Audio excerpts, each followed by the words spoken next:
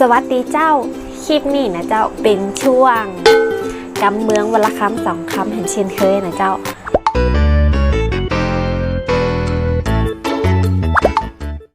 ตัดแปลว่าตรงจะใจกูกับหันกับนี่หันก็คือโน่น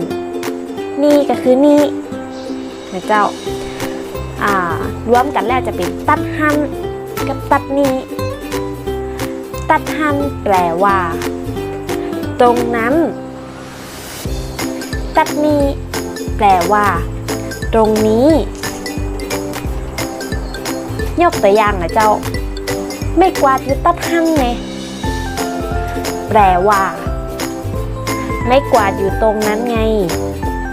ตะกร้าอยู่ตัดนี้ดูแปลว่าตะกร้าอยู่ตรงนี้ไง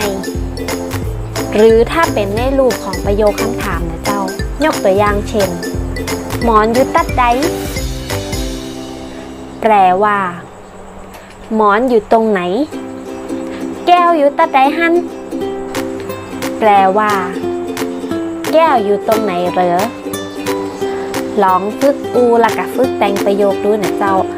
ถ้าใครแต่งประโยคได้ก็คอมเมนต์ตั้งหลุมคลิปนี้ได้นะเจ้าจะได้มาแชร์กันเนาะฝากกดไลค์กดแชร์กดติดตามแล้วก็กดกระดิ่งจะได้บ่พลาดคลิปใหม่ๆนะเจ้าแล้วปักใหม่คลิปหน้าคลิปนี้ไปแล้วเจ้า